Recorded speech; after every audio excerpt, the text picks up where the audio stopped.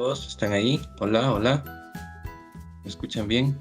Buenos días, Cintia. Sí, sí, le escuchamos. Buenos días, Inge. Gracias, disculpen. Buenos días. A ver, la clase de hoy vamos a ver lo que es una zona franca y una sede. La clase de hoy es bastante corta.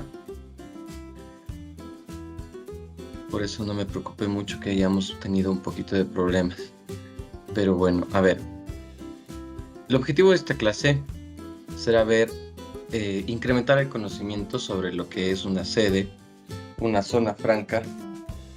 ¿Tenemos sedes, tenemos zonas francas nosotros? Pues sí, pero vamos a ver realmente cuál es su utilidad y cómo nosotros lo utilizamos actualmente. Comenzamos con una zona franca. Una zona franca es un área delimitada y autorizada por un país que brinda ventajas especiales en relación al comercio exterior, aduanero, tributario, cambiario y financiero, y también el tratamiento de capitales y laboral. El Ecuador documenta todas las características y ventajas de zonas francas en el área nacional y de la Ley de Zonas Francas.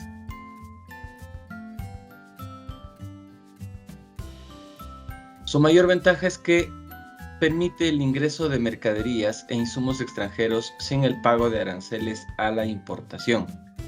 O sea, puede entrar la mercadería e insumos para su transformación. Ojo que habla de insumos y no de materia prima, ¿no? A ver, hay una diferencia. La materia prima es, como dice el nombre, prima, o sea, es lo extraído de la naturaleza para la transformación. De esta materia prima puedes hacer un producto. Los insumos no necesariamente son materia prima. A ver, si tú vas a hacer papel, pues tu insumo será la madera, cierto tipo de madera que después de triturarle y pasar por un proceso, pues haga papel, ¿ya? La materia prima, en este caso, será el papel. El insumo, la madera. La materia prima, la característica principal es que es parte de la naturaleza, ¿ok? Entonces, la materia prima puede ser un insumo, correcto, pero un insumo no puede ser materia prima, ¿ya? Ahora, para entender bien la diferencia, si ustedes van a hacer un cóctel y agarran, no sé, whisky y un Red Bull. El Red Bull lo utilizarían como insumo, pero ya no es materia prima. Entonces es preferible utilizar el término insumos porque dentro de los insumos está la materia prima. Lo que hay que saber diferenciar es que la materia prima, como les digo, es parte de la naturaleza, no ha tenido ninguna transformación. Y el insumo puede ser cualquier cosa que voy a utilizar para hacer otro producto, sea una materia prima, o sea un commodity, o sea otro producto, ¿ya? Este beneficio facilita que las industrias que se encuentren dentro de de esta zona franca puedan producir a bajo costo, lo que percute en el costo final del servicio o del producto que se ofrezca. A esto se suma el crecimiento de la inversión de las plazas de empleo. Y de las plazas de empleo. A ver, nosotros tenemos esta zona franca de Manabí, que actualmente ya está un poquito como que ya en desuso, ¿no?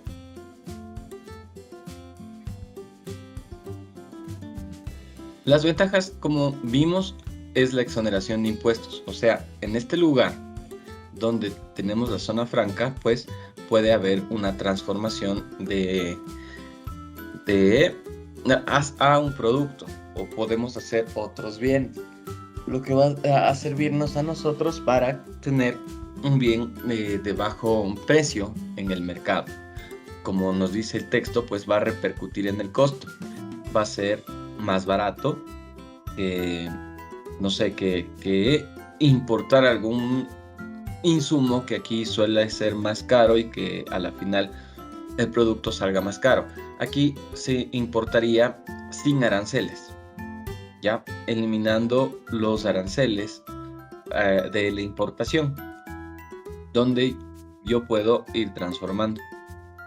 Derechos y gravámenes arancelarios para las importaciones y exportaciones. Aquí sí, si es que ya tenemos un producto, por ejemplo, hacemos, no sé, alguna bebida y esta bebida la exportamos, bueno, sí tiene derechos de exportaciones, ¿ok? En este caso, pues aquí sí aplicaría los derechos de exportaciones. Exoneración de impuestos a la renta nacional y extranjeros. Tenemos una exoneración de otro tipo de impuestos también de impuestos municipales, provinciales, de sobreproducción, uso de patentes, marcas, de transferencia de tecnología y remesas de utilidad al exterior. Vemos que tenemos toda esta exoneración de impuestos, lo que es algo muy bueno. No se puede hacer en todo, obviamente. Si nosotros traemos un producto para el consumo, pues naturalmente va a tener que utilizar, va a tener que gravar cierto impuesto. Pero, pero si es que traemos para la comercialización, pero si traemos para la producción, llegará a una zona franca y en esta zona franca pues se encargará de la producción. Requisitos para la creación de una zona franca: se debe cumplir con los mismos requisitos que se exige para la conformación de cualquier empresa. Puede ser una persona natural o jurídica, nacional o extranjera, que arriende, compre, adquiera o en comodato. Un comodato quiere decir es un préstamo, ¿no? Entonces te pueden prestar un terreno, te pueden prestar un edificio por 10 años. Nosotros te prestamos, eso se llama comodato. Hay universidades que el terreno están prestados para 100 años. Entonces incluso ya se construyen edificaciones en esos terrenos porque es para 100 años.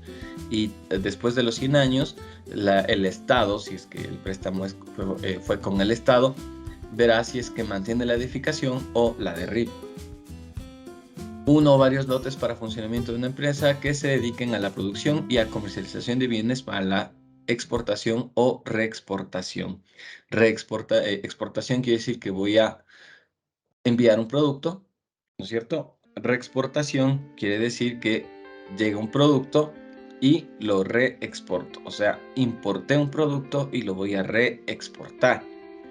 A veces es sin ninguna transformación o a veces puede tener alguna transformación.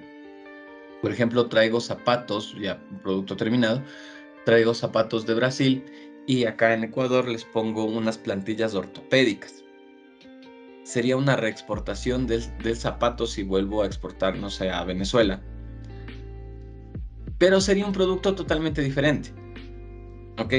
El zapato fue un insumo y otro insumo fue estas plantillas ortopédicas, y lo que yo hice fue un ensamble de los dos y lo exporté. ¿Ok?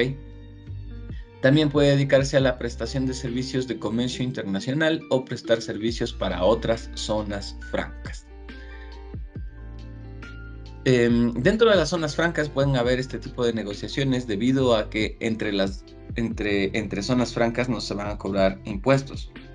Así que es mucho más fácil, mucho más llamativo, mucho más sencillo para la producción. En Ecuador, el Consejo Nacional de Zonas Francas, CONAZOFRA, es la entidad encargada de regular el marco legal a través del cual prestan servicios. De acuerdo a esto, las opciones de las actividades pueden sintetizarse en comercial, que maneja mercadería que pasa a un intermediario para su venta posterior. Bueno, de hecho, la definición de que sería comercial, ¿sí? Quiere decir que simplemente está de paso y luego volvemos a vender. Industrial, al transformar bienes previa autorización, al realizar actividades de ensamblaje, que es el ejemplo de los zapatos, selección, refinamiento, fabricación o exhibición. Turismo, tienen un reglamento propio manejado por el ministerio, sin embargo son las únicas que pueden hacer venta al detalle. Educación y hospitalaria, ¿no es cierto? Bueno, en educación, pues nosotros podemos traer ciertos insumos, como pueden ser ciertos libros que no nos van a gravar impuestos. Y hospitalaria, pues podemos traer también ciertos insumos para la salud, medicinas, equipos. Vamos a lo que es la sede, Zona de Empleo y Desarrollo Económico. Las sedes son destinos aduaneros. Estas están instaladas en las áreas geográficas dentro del territorio nacional. Existe para que asienten nuevas inversiones con incentivos tributarios, simplificación de procesos aduaneros, facilidades para realizar encadenamientos productivos en cumplimiento de lo establecido en la ley. ¿Ya? Es como que fuera básicamente lo mismo que una zona franca, pero la diferencia es que la sede es totalmente para la producción, mientras que la zona franca puede ser para la comercialización. Una zona franca puede ser un duty free, ¿ya? Porque es parte de un aeropuerto, ¿no es cierto? Es una zona franca, llega sin impuestos, se compra para el consumo, puede ser un insumo, lo que estoy comprando, y con esto, pues, llega al país, o incluso puedo reexportar, porque estoy importando a Ecuador al aeropuerto, y lo consigo en el aeropuerto, y de ahí me llevo a Perú, porque estoy de viaje. ¿No es cierto? Digamos que estoy yendo Venezuela, Argentina. Entonces, en Venezuela hace escala en Ecuador. En Ecuador, pues me paro un rato en el duty free, compro una botella de whisky sin impuestos, ¿no es cierto? Entonces, y la botella era importada, ¿ok? Entonces era importada de los Estados Unidos, una de Johnny. Agarré la botella sin impuestos, la agarré y me la llevé para Argentina. Entonces la estoy reexportando, ¿ya? A diferencia, pues, la sede es netamente para la producción. Para el establecimiento de sede se consideran lineamientos para el establecimiento de una sede. Veamos, la territorialidad. Tiene que estar en el territorio ecuatoriano, en nuestro caso, ¿no es cierto? Potencialidad de cada localidad. Lo que va a hacer es potenciar a una localidad, o sea, yo voy a poner una sede donde no exista mucha producción y necesito que exista producción en este lugar porque tengo muchas casas asentadas alrededor, ya tengo escuelas, ni siquiera tengo agua potable ni nada. Entonces, ¿qué voy a hacer? Con el pretexto de poner una sede, pues ya como estado voy a llenar de luz eléctrica, agua potable, los servicios básicos, ¿ya? Infraestructura vial y comunicación con otros puntos del país. Totalmente. Infraestructura vial, necesitamos llegar a este lugar. Entonces, como les digo, si estoy planificando construir una sede, voy a planificar en el sentido de que incluso va a ayudar porque voy a crear una carretera. No se me ocurre ningún, a ver, entre Tena y Puyo hay una ciudad pequeña que se llama Santa Clara. Santa Clara es una ciudad que, bueno, sí se puede llegar mediante carretera, pero ¿qué pasaría si está medio alejada de la carretera el terreno que voy a utilizar para hacer esta sede?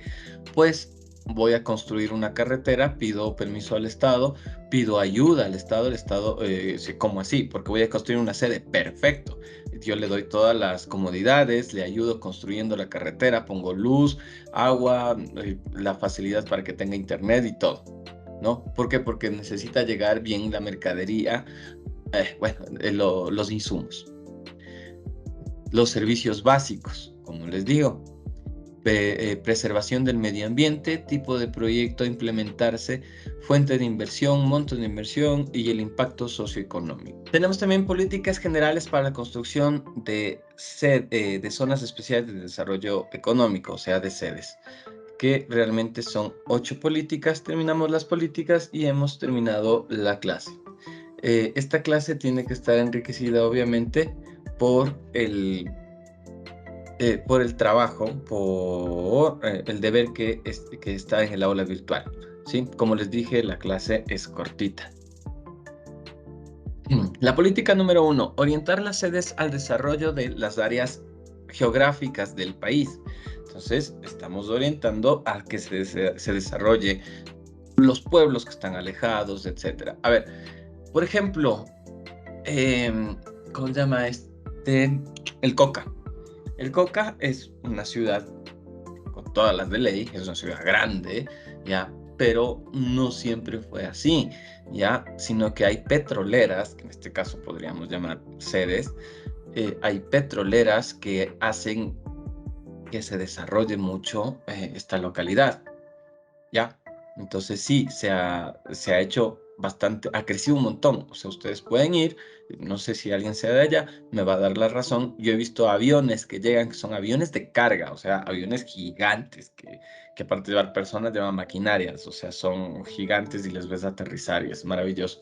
Manta, dentro de la provincia de Manabí, ha crecido un montón todos estos años y es debido a el crecimiento que ha habido por el desarrollo empresarial, ¿sí? No nos vamos a poner a hablar de todo lo que se eliminó, la base de Manta, el narcotráfico, que realmente es un problema que nosotros tenemos y que lastimosamente ha sido algo útil para el desarrollo de la ciudad y por eso ahí sigue ganando, siempre que votan, él sigue ganando las listas del Rafa, porque él quita la base de Manta y permite el libre paso de cierto tipo de productos que no son muy legales y se generan estas rutas de comercio de este mismo tipo de productos.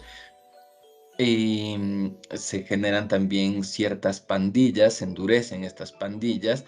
Ellos por A o B motivo van llegando a la cárcel, pero siguen manejando estas rutas de comercio desde la cárcel y por esto ha sido la razón que hay tantas muertes a manos de pandillas en las cárceles en los últimos años. Coincidencialmente, desde que el Rafi pues comenzó quitó esto, ¿no?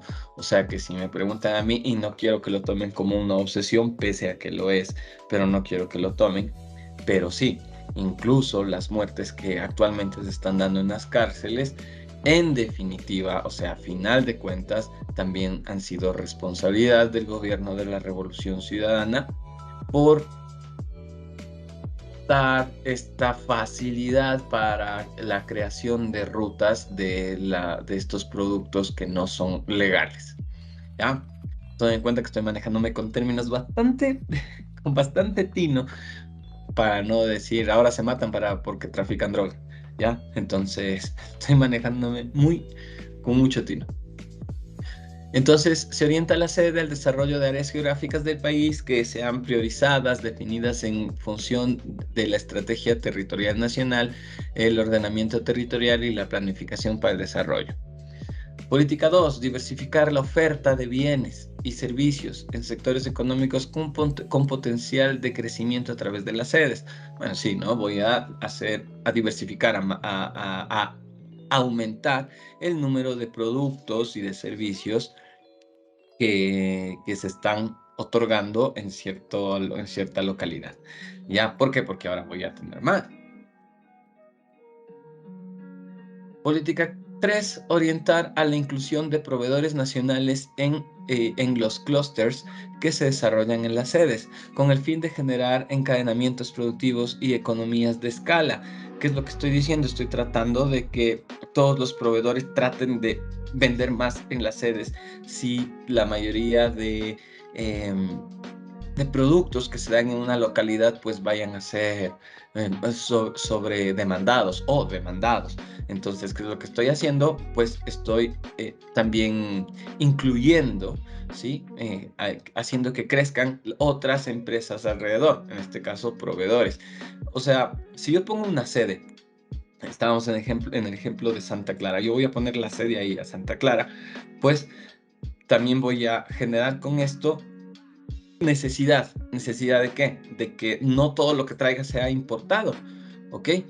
Voy a necesitar tal vez clavos, no sé, alguna cosa más pequeña, y automáticamente alrededor voy a tener empresas de clavos. O proveedores de algún otro lado, del Tena o del Puyo, que son los más cercanos. El Puyo creo que está a unos, si no me equivoco, unos 40 minutos, y del Tena estamos a unos 25 minutos más o menos. Entonces, a cualquiera de los dos pues les serviría. Política 4, producir en las sedes bienes y servicios con alto componente ecuatoriano, orientados a la situación de las importaciones o fomento de las exportaciones. Entonces, claro, esto también nos va a ayudar para que nosotros podamos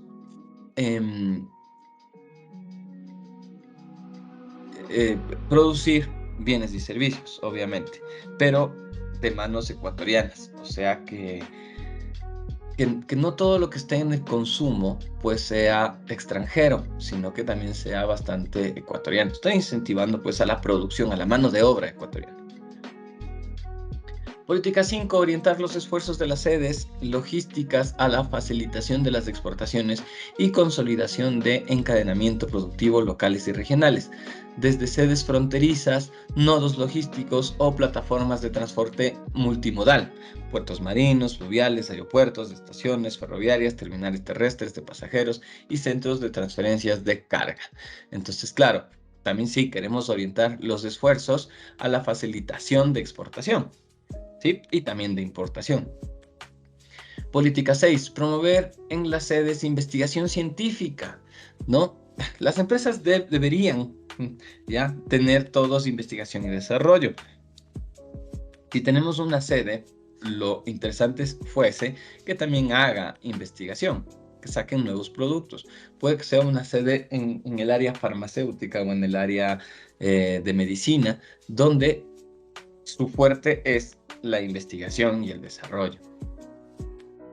Las sedes promoverán de manera significativa la contratación de talento humano nacional, priorizando las áreas geográficas circundantes.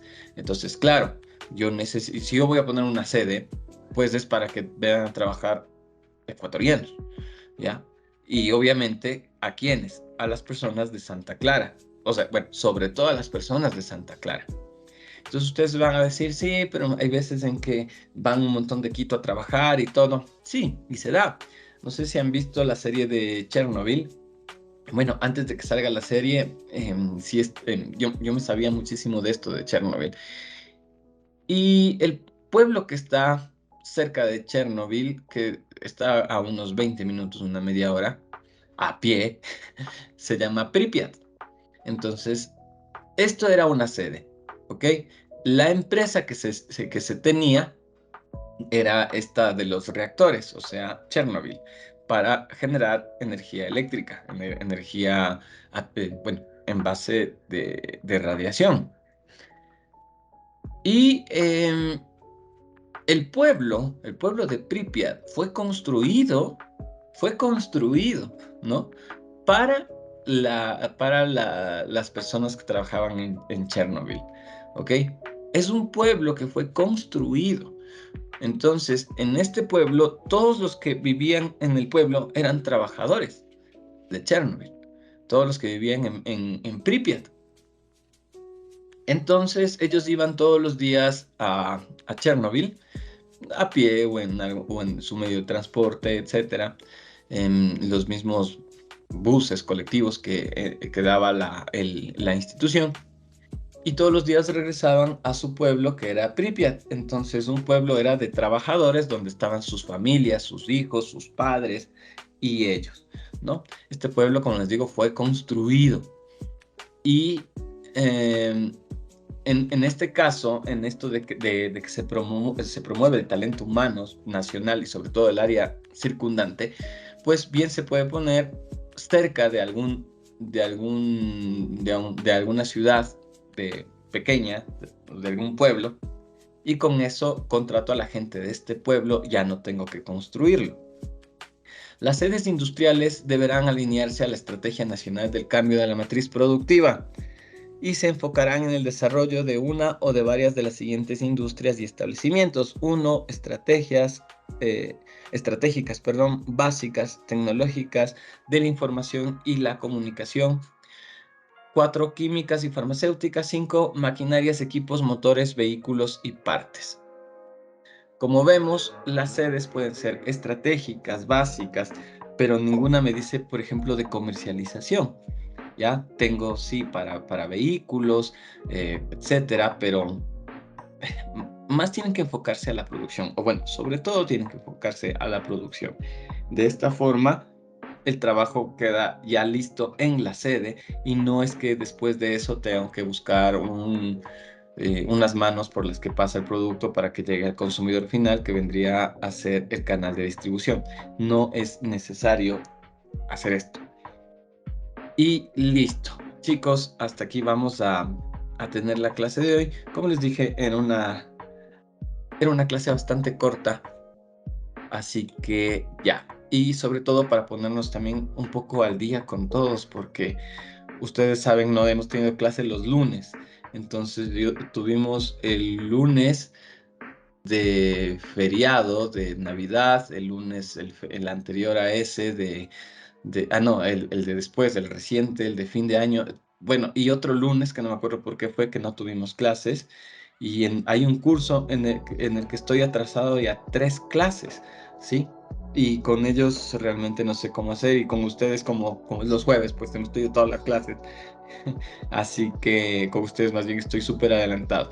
De hecho, siempre empezaba con los chicos de lunes la clase nueva, y ahora estoy empezando con ustedes la clase nueva, ¿no? Porque con los chicos de lunes y de martes, miércoles no tengo, lunes y martes, pues con ellos ya comenzaba, ahorita no, con ellos estoy bastante atrasado.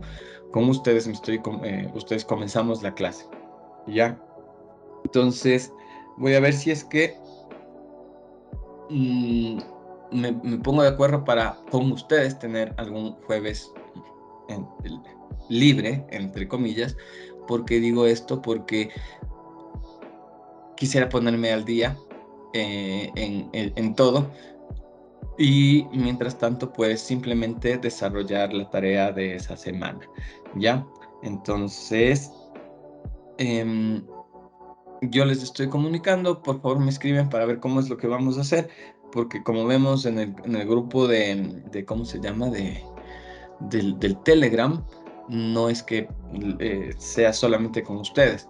Entonces, por favor, me escriben ustedes alguno para que le comunique al resto de cómo es, a ver si es que el siguiente jueves tendremos clases, o hacemos simplemente la tarea que está en el aula virtual, y con eso me pondría al día también con todos ustedes. Bueno, déjenme planificar, porque realmente eh, no sé todavía cómo hacer. Con ustedes voy lentito, y con los otros tengo que ir corriendo para tratar de topar todos los temas.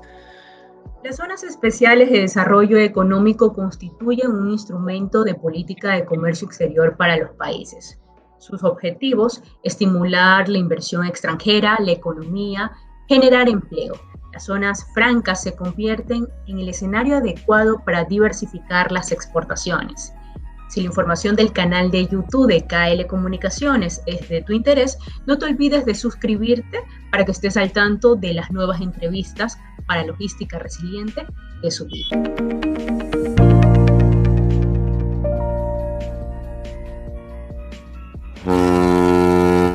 En este nuevo programa nos acompaña la abogada y asesora en negocios internacionales, Sonsoles García, quien también preside la Comisión de Política de Comercio Exterior e Inversiones de la Cámara de Comercio Internacional. Bienvenida, Sonsoles, a Logística Resiliente. Buenos días, Carla, muchísimas gracias por tenerme. Y bueno, el tema que vamos a hablar el día de hoy creo que es de muchísimo interés, especialmente por el día de júbilo que tenemos con un nuevo presidente, así que creo que es un tema que lo tocamos en un día preciso. Sonsoles, en Ecuador se promueve el tema de las zonas francas tras la aprobación en 2010 del Código Orgánico de la Producción, Comercio e Inversiones.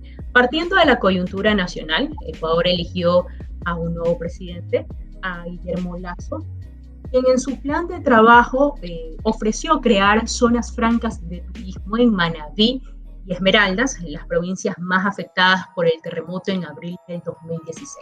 Pero ¿cómo hacer realidad este ofrecimiento? ¿Qué cambios debe realizar a la normativa el mandatario electo?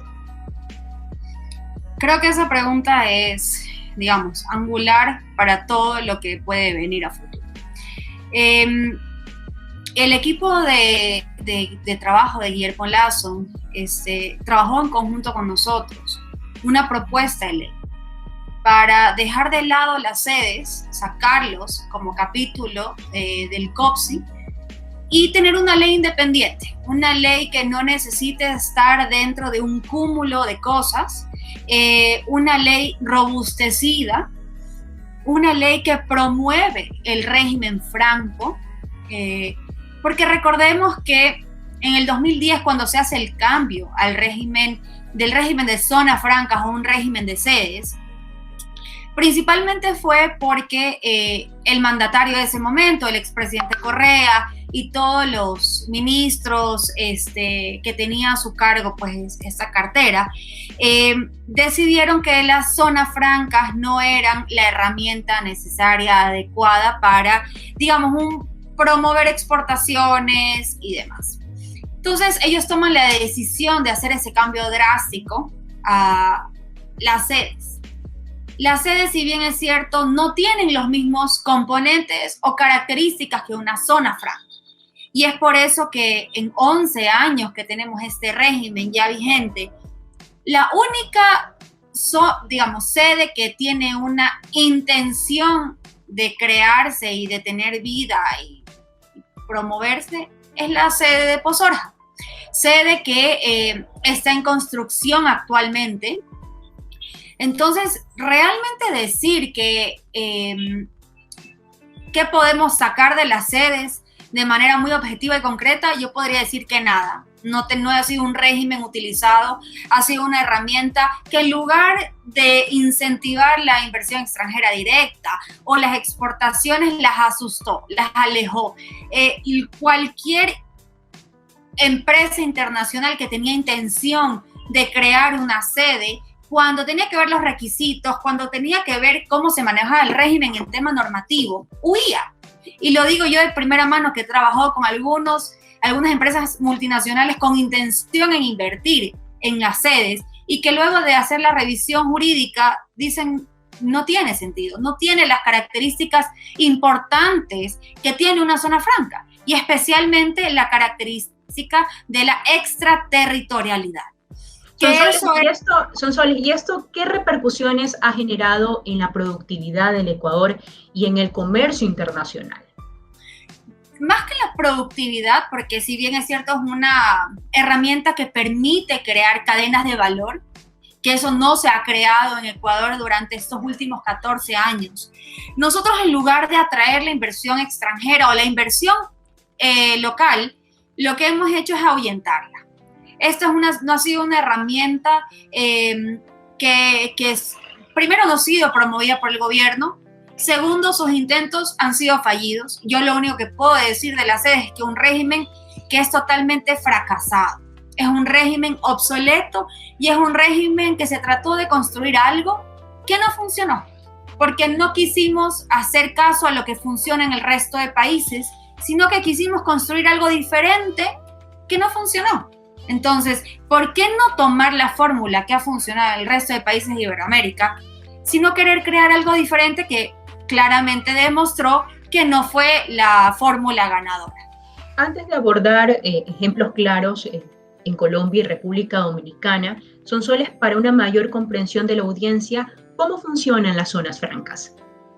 Las zonas francas son espacios, pueden llamarse parques industriales o zonas francas uniempresariales, donde hay un administrador, es decir, hay una empresa que se dedica a hacer un desarrollo inmobiliario para que una empresa operadora, es decir, yo el día de mañana quiero estar dentro de una zona franca, voy, alquilo el espacio y tengo un sinnúmero de incentivos tributarios, arancelarios y demás. Entonces, cabe recalcar que el negocio del administrador, es decir, de la empresa que se encarga de administrar la zona franca, es un negocio inmobiliario, Es decir, ellos hacen una inversión en la infraestructura para arrendarla a las empresas que quieren estar dentro de una zona franca.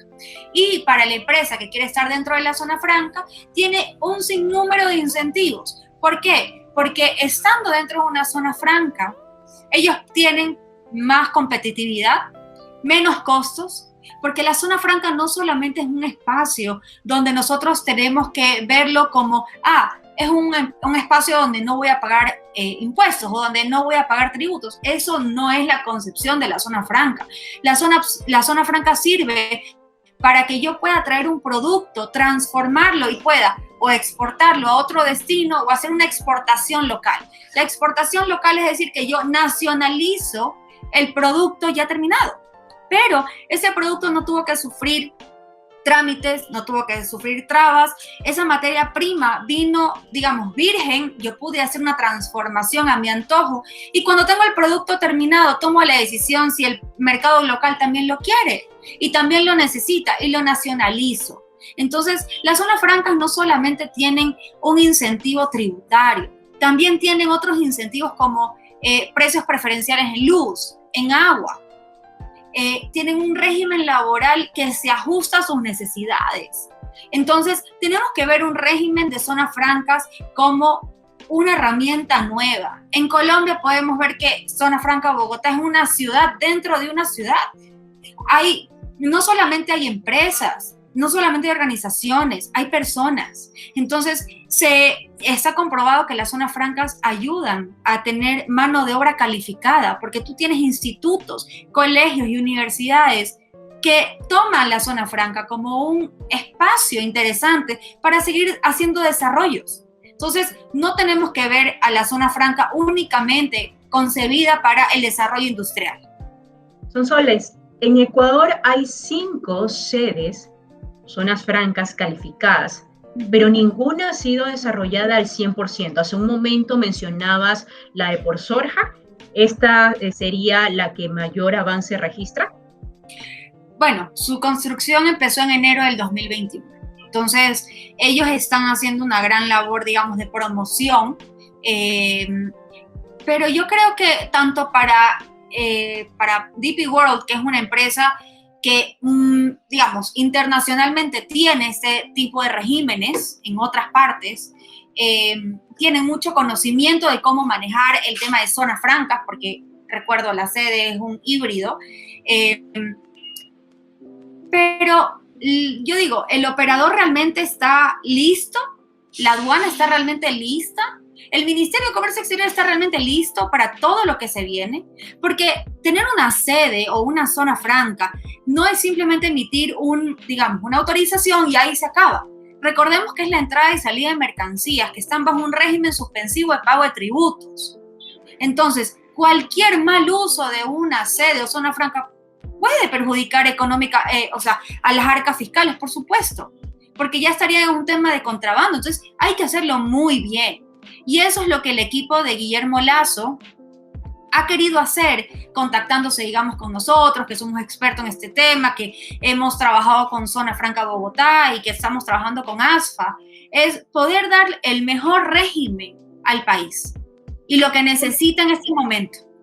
Ok, según tus cálculos o informes revisados, ¿cuántos empleos dejó de generar Ecuador en los últimos 2 años por la falta de dinamismo y operatividad de estas zonas especiales? Bueno, en teoría se tiene un cálculo aproximado de que las zonas francas, podemos hacer un símil con Colombia. Colombia aproximadamente genera 70.000 empleos directos en sus zonas francas. Digamos que Ecuador podría generar la mitad, 30.000 empleos, ¿ok? Tal vez un poco menos, de manera directa. Lo interesante de las zonas francas es que los empleos no solamente son directos, sino también tenemos empleos indirectos. Y hay un cálculo que hizo ASFA que los empleos indirectos pueden ser de 3 hasta 4 veces. Entonces estamos hablando entre 3 a 4 veces de empleos que se dejaron de generar por unos 30.000 empleos. Estamos hablando que en total se han dejado de generar aproximadamente unos 150.000 empleos en Ecuador. Claro, y tomando en cuenta el estudio de la Asociación de Zonas Francas de las Américas, ASFA, se constató que por cada dólar invertido en una zona franca de Colombia, hace un momento mencionaste a este país, se generan $3 a la economía del país, y así también con República Dominicana, que por cada dólar invertido en esta zona franca se aporta con $5 a la economía. Si aplicamos la misma fórmula en Ecuador, ¿cuántos dólares se generarían si tuviéramos las zonas francas operando al 100%? Bueno, podríamos decir yo, estimando un número, yo calculo que podría ser un número muy parecido al de Colombia, ¿no? Igual tenemos que recordar que nosotros tenemos dólares, no tenemos moneda propia, lo cual hace de cierta manera más atractivo un régimen más competitivo, de zona, podríamos decir más competitivos. Exactamente.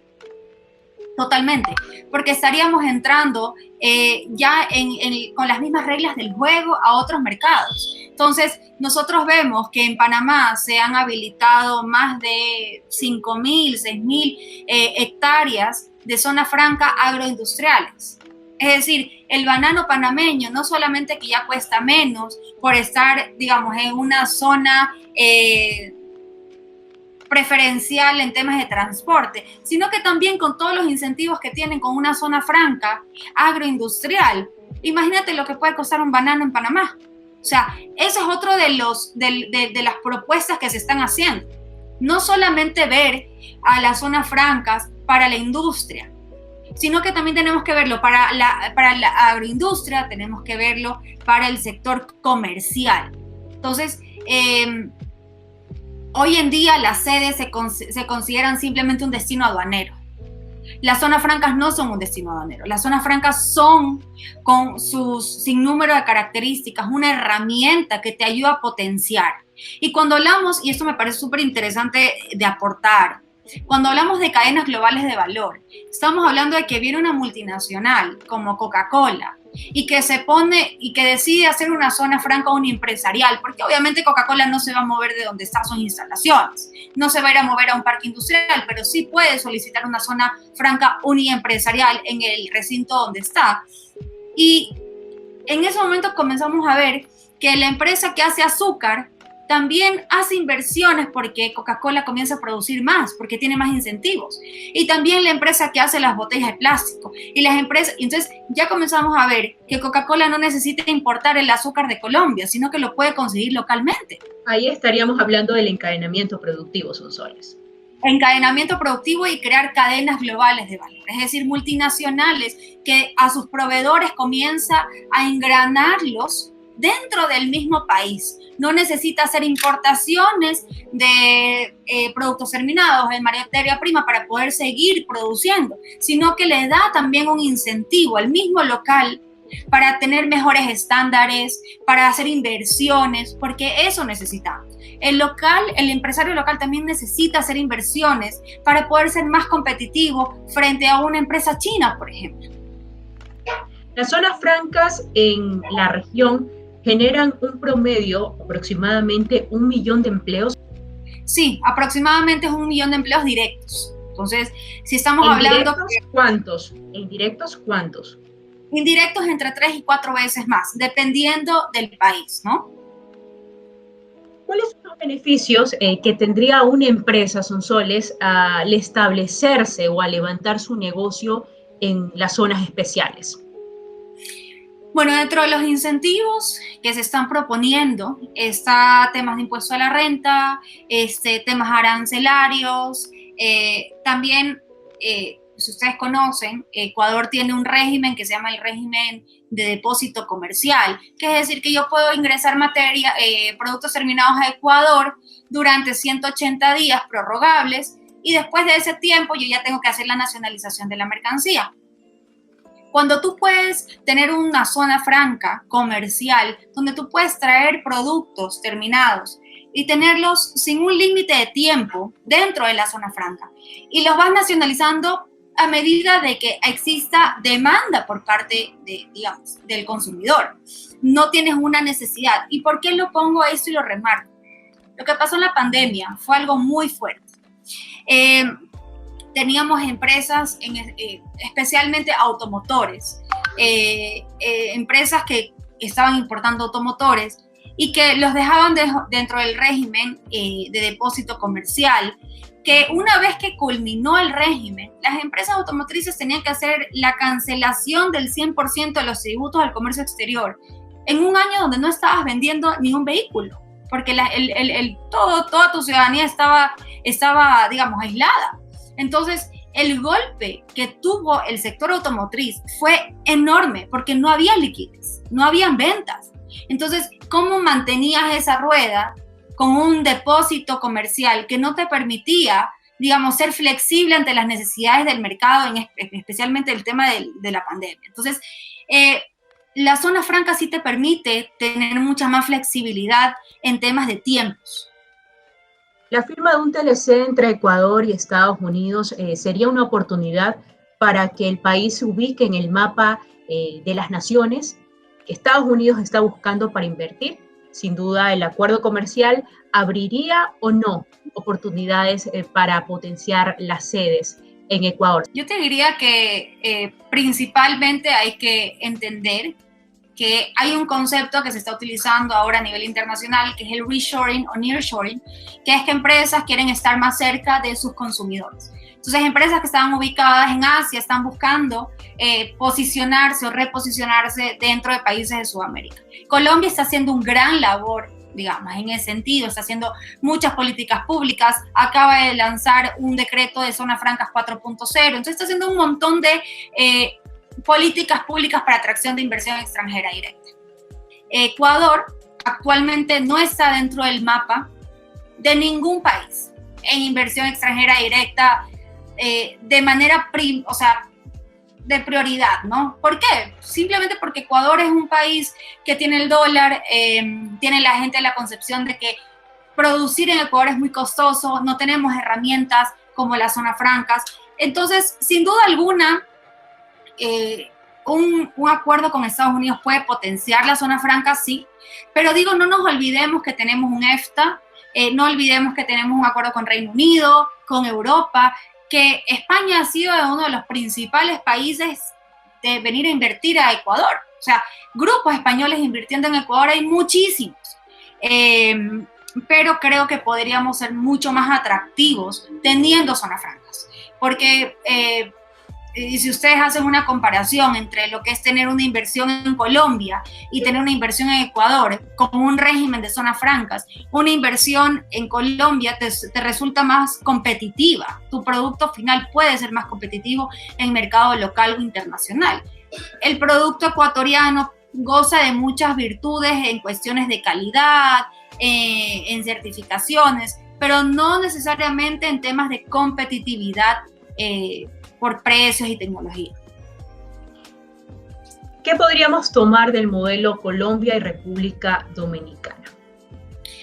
Bueno, básicamente este proyecto de ley se trabajó con personas de Colombia, con personas de República Dominicana, con personas de Uruguay. Que el modelo de Uruguay es muy curioso. Uruguay tiene solo 10 zonas francas, ¿ya? 10 zonas francas. Pero en esas 10 zonas francas tiene ubicadas como más de 1.000 empresas. Y desde esas, digamos, 1.000 empresas o 2.000 empresas que tiene ubicada, genera más de un 20% de las exportaciones desde esa zona franca.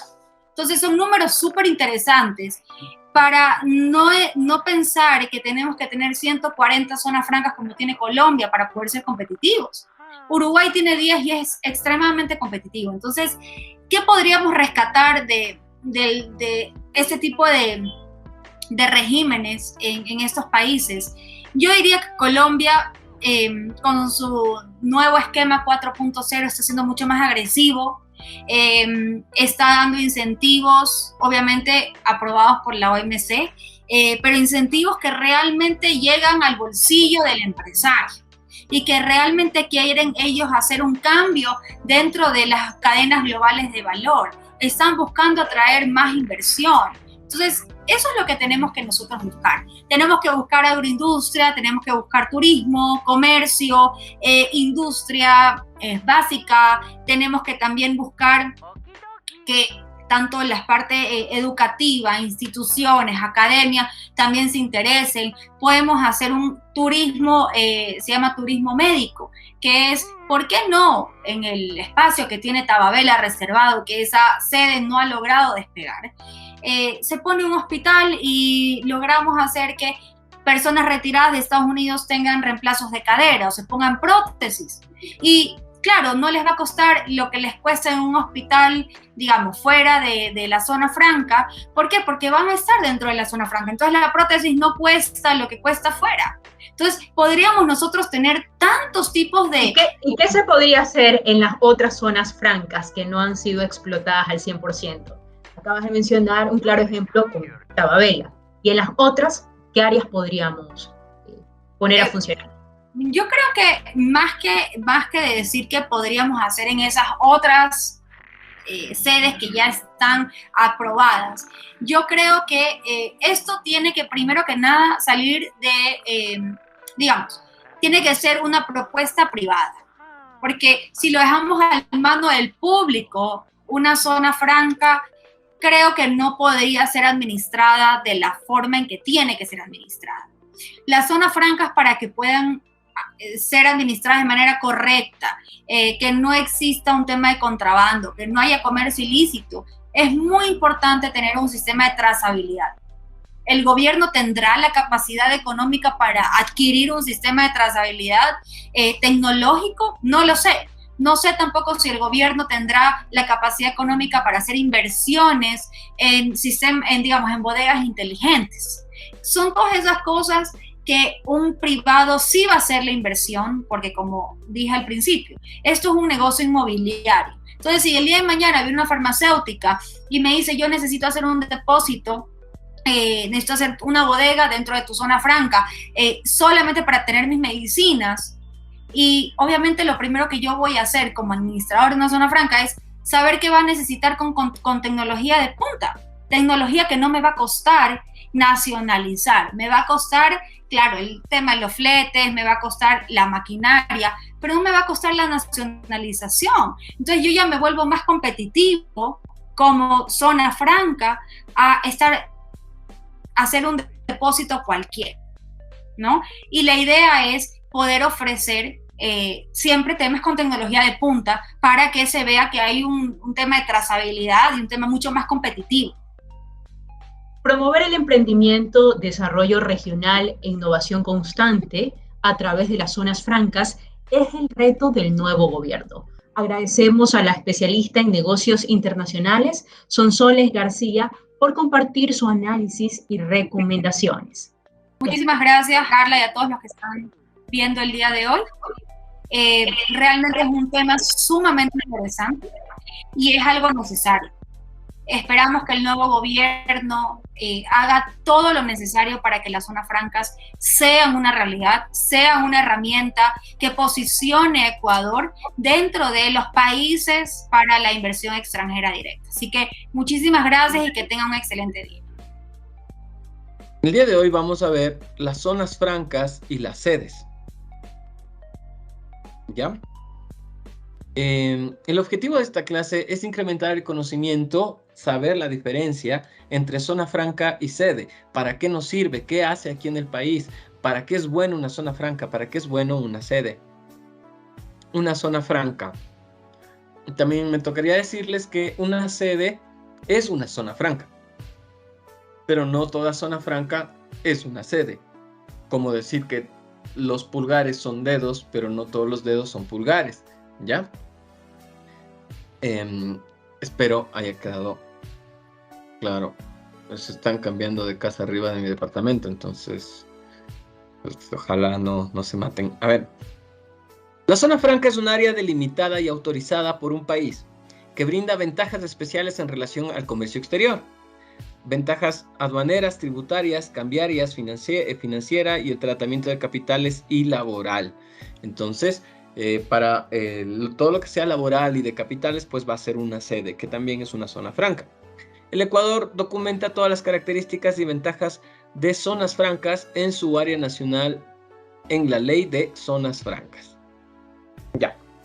Su mayor ventaja es que les permite el ingreso de mercaderías e insumos extranjeros sin el pago de aranceles a la importación. Con ustedes, como no hemos tenido esa clase, que la vamos a tener en video, voy a decirles de una manera rápida.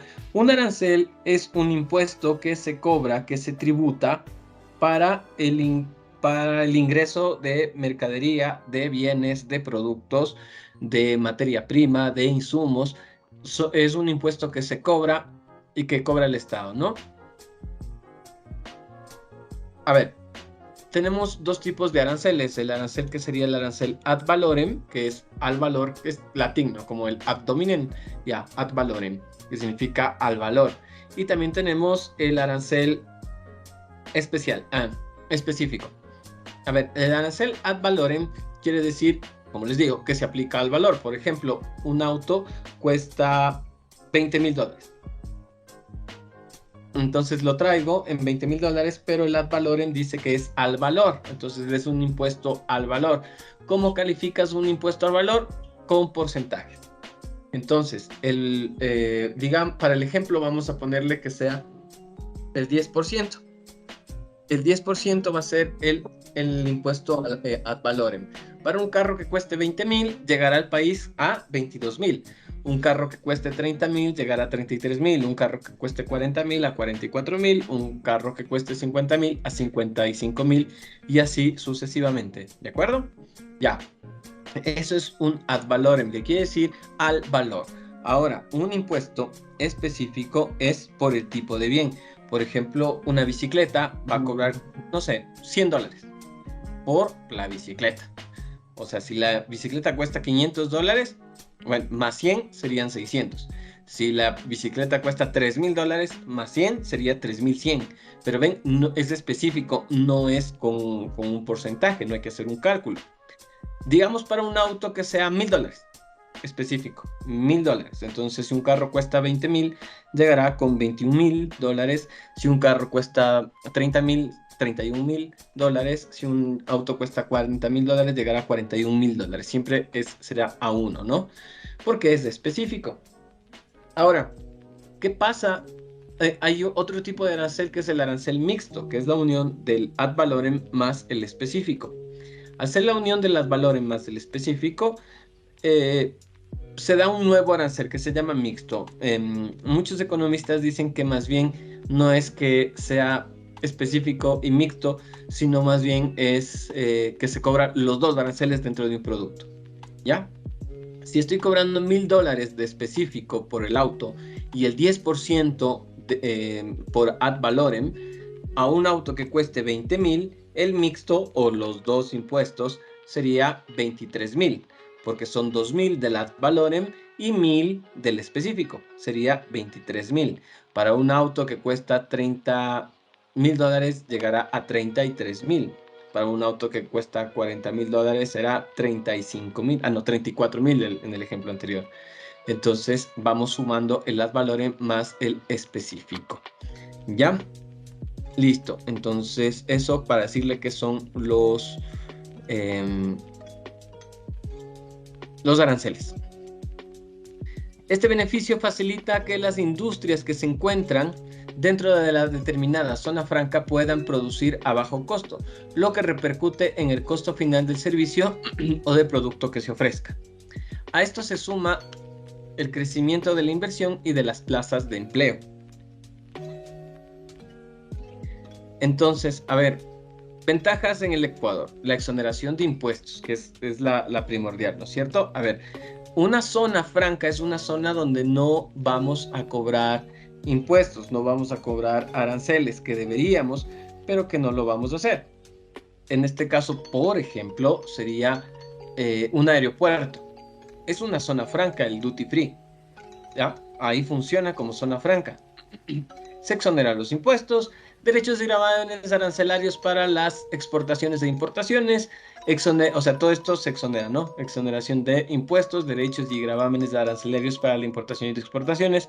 Exoneración del impuesto a la renta de nacionales y extranjeros. Impuestos municipales y provinciales, sobreproducción, uso de patentes, marcas, transferencia de tecnología, remesas de utilidades al exterior. Entonces, Entonces, siempre va a funcionar así una zona franca. Será un lugar donde esté franqueado el impuesto, el arancel que vayamos a cobrar. Simplemente no lo cobramos.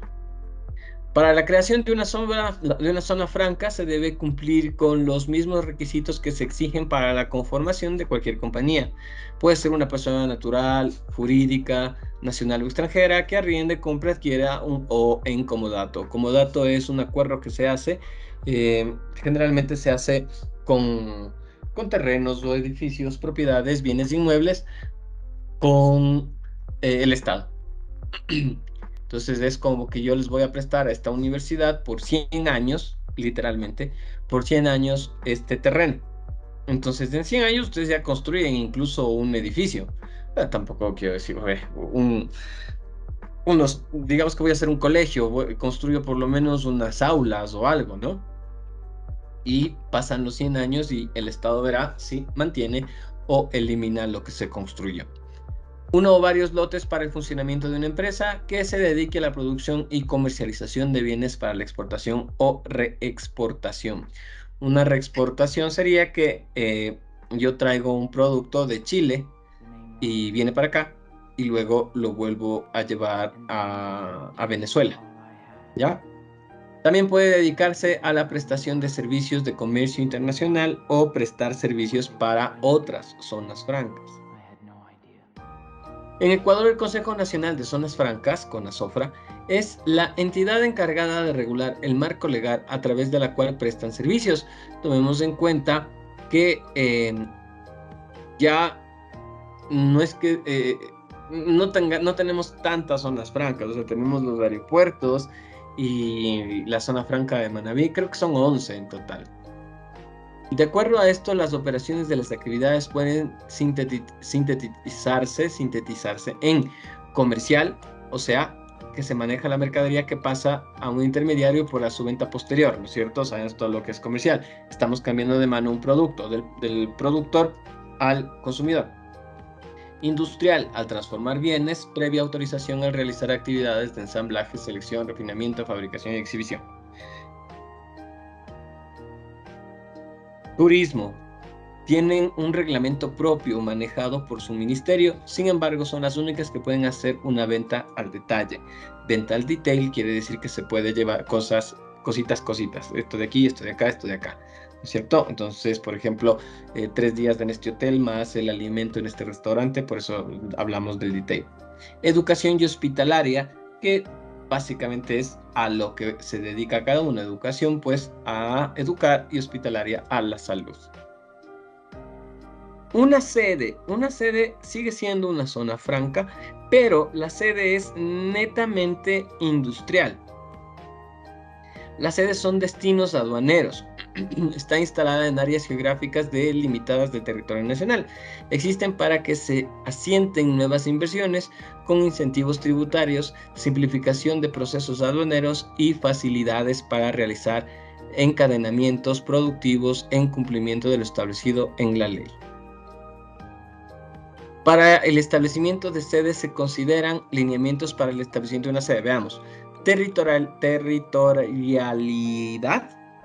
Territorialidad, una vez más, territorialidad, potencialidad de cada localidad, infraestructura vial y comunicación con otros puntos del país.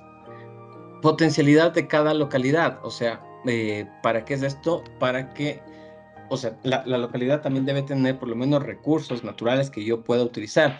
Infraestructura vial y comunicación con otros puntos del país. Totalmente, ¿verdad? O sea, no puedo hacer si no hay por lo menos carreteras.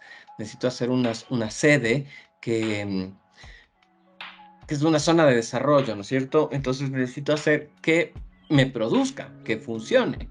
Para eso necesito, pues, infraestructura vial, comunicación con otros lugares del país, servicios básicos, que debe preservar también el medio ambiente. Debemos entregar un tipo de proyecto a implementarse, una fuente de inversión, el monto de inversión y el impacto socioeconómico. Por último, políticas para generar la construcción de sedes en el espacio para la construcción de zonas especiales de desarrollo económico. antes de ver estas 8 políticas, quisiera también decirles que el objetivo de crear una sede es potencializar una localidad. No sé si han visto el Coca, las personas que, bueno, hemos tenido la suerte, la maravillosa suerte de ir a la provincia, o bueno, llegar al Coca, pues vemos que la ciudad es gigante, la ciudad es grande, es una ciudad petrolera. Entonces hay aviones que no has visto en tu vida, o sea, son aviones que son industriales para llevar maquinaria mismo, mientras que los aviones que nosotros vemos aquí que vuelan en Quito son de pasajeros nada más. Entonces vemos esa potencialización de estas localidades. Es como Manta. Manta es una ciudad también que ha crecido mucho gracias al gobierno de la Revolución Ciudadana y a la eliminación de la base de Manta y a la creación de rutas de libre circulación de las drogas, ¿verdad? Entonces, claro, se generan pues... Revolución Ciudadana. Totalmente. Entonces se generan también pandillas. Las pandillas van creando... asentando su poder, las pandillas se encargan del transporte de estos narcóticos, de este tipo de productos, y obviamente como son agrupaciones delincuenciales, van teniendo ciertos conflictos y van a la cárcel, y mucha gente pues en la cárcel, o sea, manejan desde ahí las rutas de comercio y se pelean una de estas agrupaciones con otra agrupación y se matan, se cortan las cabezas y eso, para decir que son los jefes y tal. Entonces, básicamente, y no quiero que suene a cliché y no lo tomen como una obsesión, así lo sea porque lo es, ¿ya? Pero el hecho es que sí, es culpa de Correa, ¿ya? Las muertes en las prisiones es culpa de su querido presidente Rafael Correa, ¿sí? No solamente el quitar la base de Manta, sino hacerse el ciego y siga circulando este tipo de estupefacientes. Él tiene fotos con los Latin Kings, con los choneros y todo. Él tiene fotos, o sea... ok. Entonces, a ver, económicamente no es malo, socialmente es pésimo. ¿Por qué? Porque está acabando con mi gente. Pero, y con los valores y la familia y lo que tú quieras, pero económicamente no es malo porque tienes un cierto porcentaje de utilidad que entra por el lavado de activos y por el tráfico de drogas.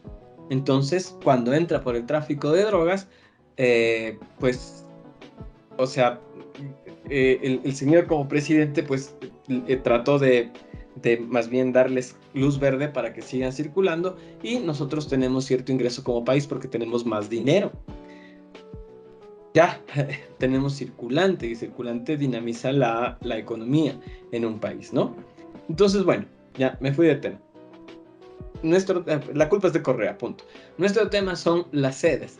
Entonces, ¿qué es lo que pasa? Que en estas sedes van a ayudar a que crezca una localidad, como en el caso de Manta, como en el caso de ¿cómo se llama? El Coca, ¿sí? En Puerto Viejo también tenemos algunas. Bueno, entonces el punto es el punto es que nos sirve para esto, para el progreso, para el desarrollo de estos lugares, incluso para generar puestos de empleo. ¿De quién? De las personas de las localidades cercanas, las personas de estas localidades.